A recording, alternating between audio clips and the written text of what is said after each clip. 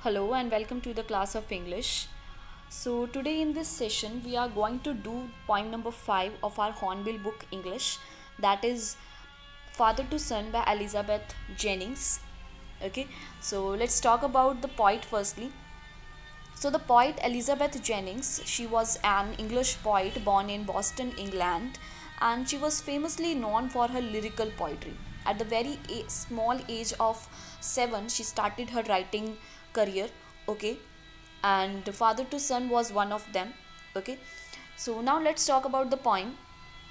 So, when you will read the poem, you will come to know that it is autobiographical in nature. That means there is a conversation between two persons in this poem.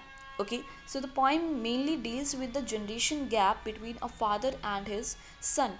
Okay, so you will see how the poet has described the feelings of a father because of the differences and silence that has been occurred in both of the characters. Okay एक father और उनके बेटे के अंदर किस तरीके से जो डिफरेंसेस आ गए हैं, जो साइलेंस क्रिएट हो गया है. Okay so due to that silence, due to that calmness, due to that difference, what is the pain in both of the characters. Okay किस तरीके से जो दोनों ही पर्सन हैं यानी फादर और जो सन है वो अपनी अपनी फीलिंग्स को जनरेट कर रहे हैं because of the generation gap. Okay, they both love each other, but due to some circumstances, due to some changes in time, okay, they are in great pain. They are describing their feelings to each other. Okay, so let's read the poem. This is stanza 1 of the poem. I'll read for you. I do not understand this child, though we have lived together now. In the same house for years, I know nothing of him. So try to build up a relationship from how he was when small, yet have I killed? Okay, so the last line, yet have I killed. So this is a very picking up line here. That means that father is feeling the great pain inside him because he is blaming himself. He is very anxious about knowing that have I killed that relation between him and his son. So in the very first line he says, I do not understand this child. So why is he saying this child? This child means his own son. Okay, he is describing his own son as this child because he is not connected. He is not feeling that connection between both of them. Okay, so he feels that he is not connected to his son anymore. Okay, next he says, though we have lived together now in the same house for years. So he said that though they both live in the same house under the same roof for many years, but I know nothing of him, so try to build up a relationship. But he says he knows nothing about him. जो father हैं उन्हें अपने बेटे के बारे में कुछ भी नहीं पता. He does not know about his sons dislikes and likes and whatever about his son. He knew nothing about that. So he is fully in pain, he is in emptiness, you can say. He is in great silence. Okay, inside that silence inside him, in his heart, that emptiness. So that is all his feelings right now. But then he says, so try to build up a relationship from how he was when small. So in the last line he's saying that he is trying to build up a relationship, that he is making efforts. अब वो यहाँ पर क्या कहते हैं कि इतना सब कुछ है, अपनी फीलिंग्स उन्होंने बता दी कि मैं अपने बेटे को समझ नहीं पा रहा हूँ, हम एक ही घर में रहते हैं, बहुत सालों से रह रहे हैं, मुझे उसके बारे में कुछ भी नहीं पता है. But now he is making efforts, he is trying to build up a relationship so that he will be able to understand his child. Okay, ताकि वो अपने बेटे को समझ सके. He feels that his son has change now. उनको ऐसा लगता है. In the last time he say that from how he was when small. अब वो एक कंपैरिजन कर रहे हैं यहाँ पर. ही feels that his son has change now. Okay, because he has grown up now. अब वो बड़ा हो गया है. So maybe some environmental changes के कारण, या शायद वो रिलेशन टाइम के साथ क्या है, जो बॉन्ड है वो वीक हो जाता है, उनको ऐसा लगता है, ओके, बिकॉज ऑफ इस प्रेजेंट कंडीशन, जो एक डिफरेंस आ गया है, एक स्ट्रेंजनेस आ गई है दोनों के बीच में, तो उसकी वजह से क्या है, जो फादर हैं वो फील करते हैं कि एक कंपैरेटिव नेचर क्रिएट करने की कोशिश करते हैं, that when he was small, okay, कि जो वो रिलेशन था वही रिलेशन वो क्या है अब ट्राई कर रहे हैं बिल्डअप करने के लिए अपने बेटे के साथ, because he want to know him, he want that he will be able to understand him, okay. So this was in the first stanza. Now let's talk about second stanza. The seed I spent or sown it where the land is his and none of mine. We speak like strangers, there is no sign of understanding in the air. This child is built to my design, yet what he loves I cannot share. So now in this stanza he says that the father is trying to tell about his own fault. वो अपने खुद के fault को, अपनी खुद की गलतियों को यहाँ पर एक्सप्लेन कर रहे हैं. इन द फर्स्ट स्टेंजा वो एक इनकलकेट कर रहे थे, एक पता लगा रहे थे कि हाँ, एक फीलिंग्स अपने को डिस्क्राइब कर रहे थे, that what he is feeling right now. Now in the second stanza he is blaming himself. अब अपने आप को एक गिल्ट के अंदर डाल रहे हैं, अपने आप को एक फॉल्ट की नज़र से देख रहे हैं कि शायद मेरे जो एफर्ट्स हैं, शायद मेरी कुछ फॉल्ट्स है जिनकी वजह से क्या है, हम दोनों के अंदर ये जो स्ट्रेंजनेस है, ये जो डिफरेंस है वो क्रिएट हो गए हैं. So in the first line, the seed I spent और sown it where, okay. So here the seed, sown और स्पेंट, ये सभी जो वर्ड्स हैं they all refers to the efforts, okay, made by the father. So he is saying that is he responsible for killing his efforts, कि क्या जो efforts मैं लगा रहा हूँ तो उनको मारने के पीछे क्या मैं ही हूँ, am I responsible for that, okay. Just to develop their relationship, सिर्फ अपने बेटे के साथ वो एक रिलेशनशिप बनाने के लिए जो मैं एफर्ट्स लगा रहा हूँ, क्या उनको मैं खुद ही मार रहा हूँ, okay. We speak like strangers, there is no sign of understanding in the air. So he says that he feels that there is no communication between both of them.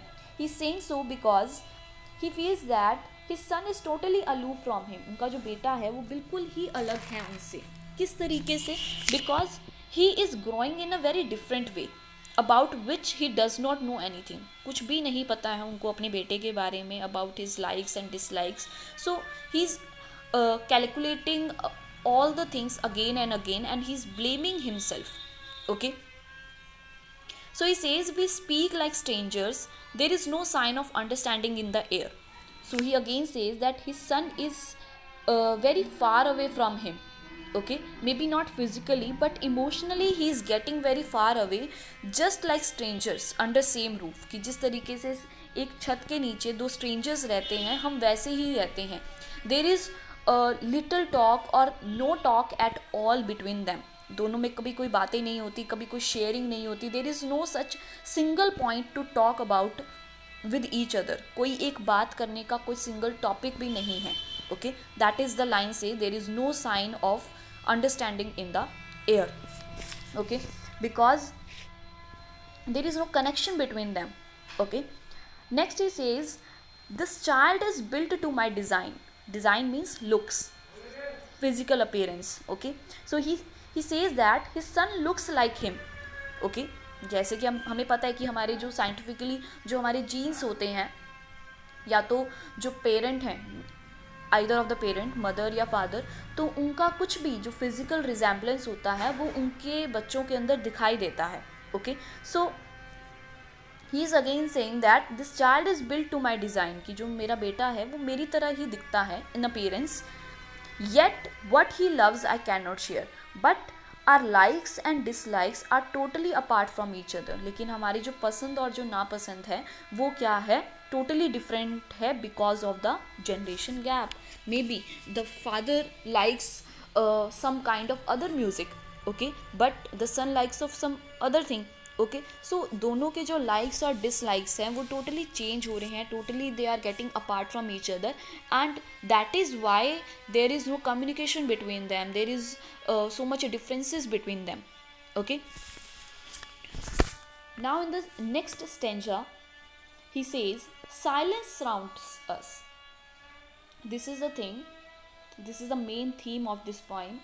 Here the father is telling that there is silence in both of them which is common. एक चीज़ हम दोनों के अंदर common है, that is the silence. Okay, I would have him prodigal, returning to his father's house, the home he knew, rather than see him make and move his world. Now there is a word prodigal here. Prodigal का मतलब क्या होता है यहाँ पर, means spending money freely. Okay, a lot of money without any need, without any prior thinking कि हम उसको कहाँ स्पेंड कर रहे हैं. सो जिस तरीके से हम मनी को स्पेंड करते हैं without discovering where we are going to spend, उसे प्रोडिगल कहते हैं. So he is saying that I would have him prodigal, means the father is feeling that I don't mind being his son as prodigal son. उनको कोई मतलब नहीं है कि अगर उनका बेटा एक प्रोडिगल सन भी बन जाता, मतलब अगर उसके पास whatever he is having and he is spending whatever और wherever he wants. Okay, अगर उनका जो बेटा है वो कहीं पर भी उसको स्पेंड करना चाहे, इन्वेस्ट करना चाहे, so he doesn't mind at all. But he says returning to his father house, the home he knew. Okay, but definitely he want him to return to his own house which is his world. अब father क्या चाहते हैं कि चाहे वो, मतलब prodigal का मतलब है कि अपने पैसे लुटाते रहें किसी भी चीज़ के अंदर, बट ही वांटेड दैट कि जो उनका बेटा है वो लौट कर उन्हीं के पास आए. His father's house, the home he new, जो कि उस बच्चे का वो घर होता था जहाँ उसने अपना जो चाइल्डहुड है, अपना जो बचपन है वो सारा स्पेंड किया है. So he should be back to his own house, to his own father. Okay, rather than see him make and move his world. And वो बिल्कुल भी नहीं चाहते, he does not want that he would go out of his house and build his own world. कि मतलब जिस तरीके से with the growing age जो बच्चे हैं वो अपनी एक अलग दुनिया बना लेते हैं, अपने घर के बाहर एक अपनी अलग दुनिया बना लेते हैं और वहाँ पर वो अपने आप को खुश महसूस करते हैं. They are not feeling that happiness, they are not feeling that connection in their house. तो वो जो हैप्पीनेस है that he should not find in other. Okay, दूसरे लोगों के अंदर या बाहर की दुनिया के अंदर वो ना बनाए.